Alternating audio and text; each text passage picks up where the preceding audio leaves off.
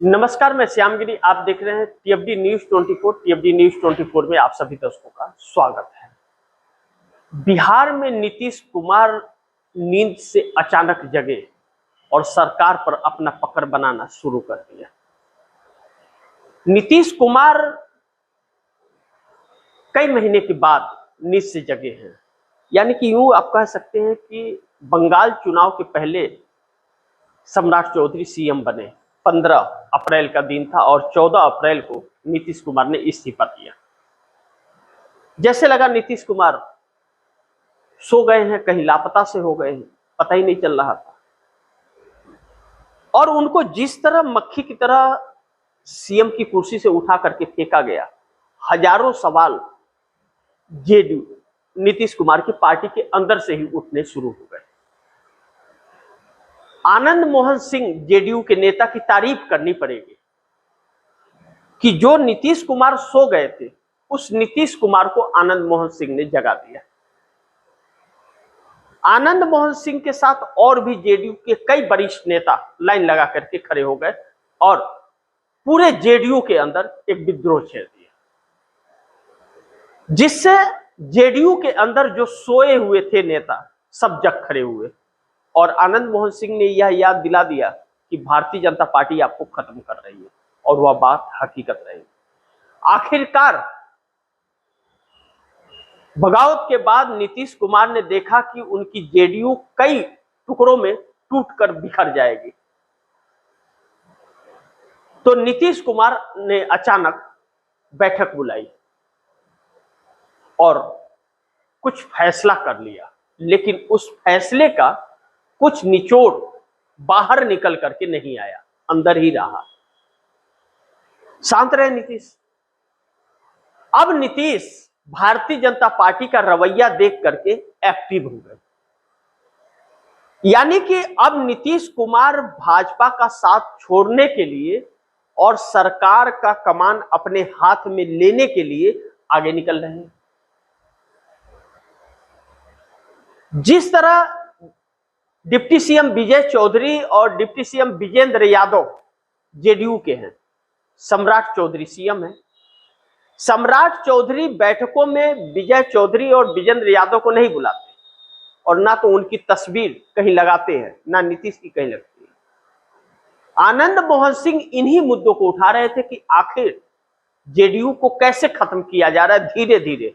जैसे लोकतंत्र पर धीरे धीरे कब्जा की भाजपा ने, मीडिया पर धीरे धीरे कब्जा की, चुनाव आयोग पर धीरे धीरे कब्जा की, न्यायपालिका पर धीरे धीरे कब्जा की और पूरा हर संस्थानों पर कब्जा कर लिया और देश बेहाल है, वैसे ही भाजपा नीतीश कुमार के ऊपर कब्जा करना शुरू कर दी है।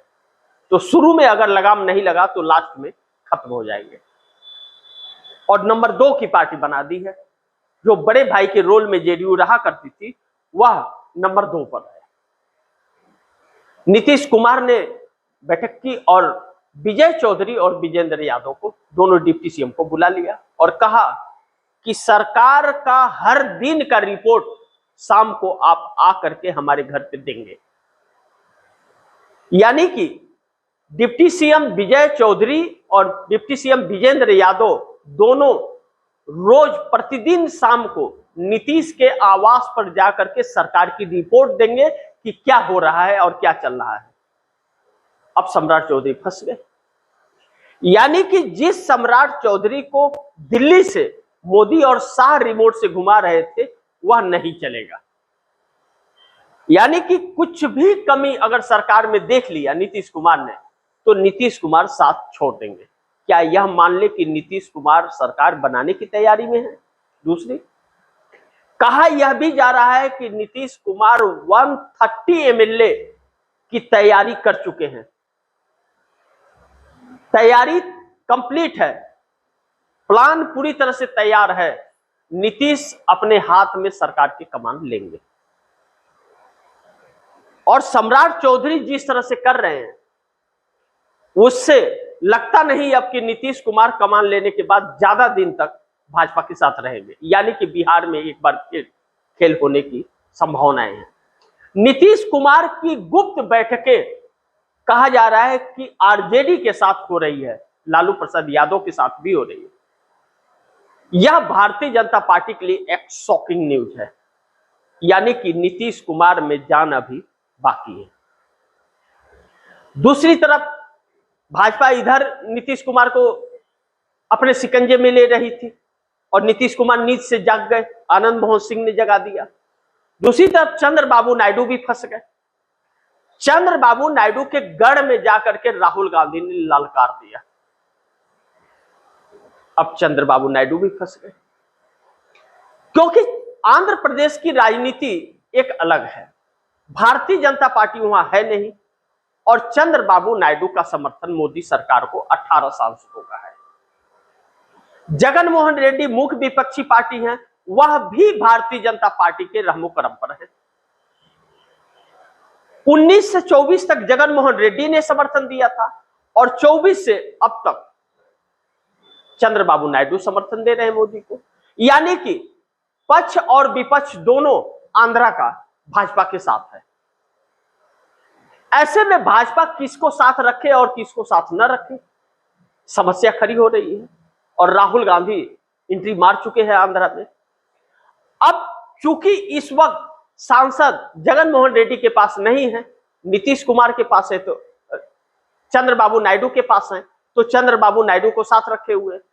अगर 29 में समीकरण चंद्रबाबू नायडू के खिलाफ चला गया, जैसे 24 में चला गया था, तो क्या करेंगे? तो जगन मोहन रेड्डी को भी नहीं छोड़ पा रहे हैं और चंद्रबाबू पार्टियों को बलि चढ़ाती है। उस वक्त इंटरनल सर्वे में जिसकी जीत होगी उसे रखेगी और दूसरे को छोड़ देगी। ऐसे में जगन मोहन रेड्डी और चंद्रबाबू नायडू दोनों अधेर में पड़े हैं और चंद्रबाबू नायडू इस बात को समझ रहे हैं और इसी चक्कर में उलझे रहे तो कांग्रेस बाजी मार ले जाएगी आंध्रा के अंदर, क्योंकि कांग्रेस का जनाधार आंध्रा में है नहीं। आंध्रा और तेलंगाना एक था तो कांग्रेस की सत्ता थी। अब आंध्रा तेलंगाना अलग हो गया तो अब तेलंगाना में कांग्रेस की सरकार है, आंध्रा में दो ही पार्टियां हैं, जगन मोहन रेड्डी और चंद्रबाबू नायडू। ऐसे में कांग्रेस ने अपना जनाधार बनाना शुरू कर दिया है शर्मिला रेड्डी के जरिए। शर्मिला रेड्डी को प्रदेश अध्यक्ष बनाया, जो वाईएसआर राजशेखर रेड्डी की बेटी हैं और जगन मोहन रेड्डी की बहन है।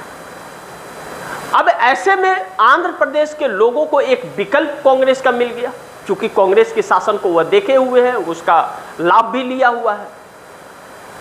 अब ऐसे में चंद्रबाबू नायडू को भी डर और जगन मोहन रेड्डी को खत्म होने का डर नजर आ रहा है। जो गांव के क्षेत्र थे और किसानी, आंध्र प्रदेश में किसानी ज्यादा है, इंडस्ट्रियल कम है और किसानों के अंदर और गांव के एरिया में कांग्रेस की पकड़, वाईएसआर राजशेखर रेड्डी की पकड़ बहुत अच्छी थी, जिस पर जगन मोहन रेड्डी ने कब्जा किया। अब चूंकि जगन मोहन रेड्डी बदनाम हो रहे हैं, चंद्रबाबू नायडू से मिली जुली बीजेपी से मिलते नजर आ रहे हैं, तो कांग्रेस की तरफ वहां के लोगों के लिए विकल्प है। यानी कि एसआईआर के तहत भी भारतीय जनता पार्टी कोई खेल नहीं कर पाएगी कांग्रेस के साथ। यानी कि कांग्रेस के रास्ते साफ है, इस बात का डर चंद्रबाबू नायडू को है। और राहुल गांधी जिस तरह से छात्रों का, मजदूरों का और गरीबों का, किसानों का मुद्दा उठा रहे हैं, उस तरह से चंद्रबाबू नायडू के पास कुछ कहने के लिए बचता ही नहीं है, क्योंकि मोदी के साथ है। ऐसे में चंद्रबाबू नायडू बड़ी मुश्किल में है। पिछले दिनों जिस तरह चंद्रबाबू नायडू कांग्रेस के संपर्क में थे, राहुल गांधी के संपर्क में थे रेवंत रेड्डी के जरिए, उस तरह उनके पास वही ऑप्शन है कि या तो वह कांग्रेस से समझौता करके और आंध्र प्रदेश में उसके साथ रहे, भाजपा के साथ रहे तो कहते हैं दुविधा में दोनों गए रहीमन मिले न राम। महंगाई, बेरोजगारी, पेपर लीक, इन सब मुद्दों पर चंद्रबाबू नायडू सत्ता गंवा बैठे हैं। अब देखना यह महत्वपूर्ण होगा कि चंद्रबाबू नायडू का डिसीजन और फैसला क्या होता है। लेकिन संपर्क कहा जा रहा है कि कांग्रेस से साध रही है टीडीपी चंद्रबाबू नायडू की। अब इस संपर्क में कितनी ताकत है और कितनी सच्चाई है, आने वाले वक्त में पता चलेगा। लेकिन चंद्रबाबू नायडू ने नरेंद्र मोदी को जो अल्टीमेटम दिया था कि आप युवाओं को, किसानों को और बेरोजगारों को मत छेड़िए, उनके आवाज को दबाने की कोशिश मत कीजिए, उनसे बात कीजिए और समझौता कीजिए। लेकिन नरेंद्र मोदी ने ऐसा नहीं किया, जो कांग्रेस को बल देता है आंध्र प्रदेश में और चंद्रबाबू नायडू को सत्ता जाने का डर सता रहा है। ऐसे में चंद्रबाबू नायडू का कांग्रेस से संपर्क करना भी जायज़ है, राहुल गांधी से संपर्क करना भी जायज़ है। अब दूसरी तरफ बड़ी महत्वपूर्ण बिंदु यह है कि नीतीश कुमार भी सरकार पर अपनी पैठ बना रहे हैं, पकड़ अपने में ले रहे हैं। जो डिप्टी सीएम विजय चौधरी और डिप्टी सीएम विजेंद्र यादव को कहा कि आकर के हमारे पास रिपोर्ट सौंपिए, सम्राट चौधरी की मुश्किलें बढ़ गई और मोदी की भी मुश्किलें बढ़ गई। जो मोदी शाह दिल्ली से बिहार को चला रहे थे और कब्जा करना चाह रहे थे, उस पर अब पानी फिरता हुआ नजर आ रहा है। यानी कि नीतीश नायडू दोनों ही कहीं ना कहीं बड़े खेल में है। ध्यान दीजिए, नीतीश कुमार की गुप्त बैठकें लालू प्रसाद यादव के साथ चल रही है, इस बात की चर्चा बड़ी तेज है। और सरकार पर पकड़ बनाए रखने के लिए और सरकार की गलतियों को ढूंढने के लिए दोनों डिप्टी सीएम को आदेश दिया है कि हर दिन का रिपोर्ट हमारे आवास पर आना चाहिए। यानी कि डिप्टी सीएम सरकार की रिपोर्ट रोज शाम को नीतीश कुमार के आवास पर ले जाकर नीतीश कुमार के साथ बैठक में देंगे और रोज बैठक होगी। ऐसे में भारतीय जनता पार्टी की एक गलती सरकार गिरा देगी, बिहार में भी और दिल्ली में भी। यानी कि राहुल गांधी की बातें सच होती हुई नजर आ रही है। नीतीश नायडू के चक्कर में मोदी जा रहे हैं, यह डर मोदी को बहुत पहले से है। लेकिन जो हालात बने हैं वह हालात मोदी के पक्ष में नहीं है और राहुल गांधी अपना कदम आगे बढ़ा चुके हैं। देखना महत्वपूर्ण होगा और दिलचस्प होगा कि आगे क्या होता है। जो भी होगा खबरें आप दर्शकों तक लाता रहूँगा। आप दर्शकों की क्या राय है, क्या सुझाव है, कमेंट बॉक्स में जरूर दीजिएगा। इस खबर को ज़्यादा से ज़्यादा शेयर कीजिए, अपने दोस्तों को भी कहीं आगे शेयर करें। और आपने TFD News 24 को सब्सक्राइब नहीं किया, सब्सक्राइब कर लीजिए, अपने दोस्तों को भी कहिएगा सब्सक्राइब करें। मिलते हैं अगली खबर के साथ, तब तक के लिए नमस्कार।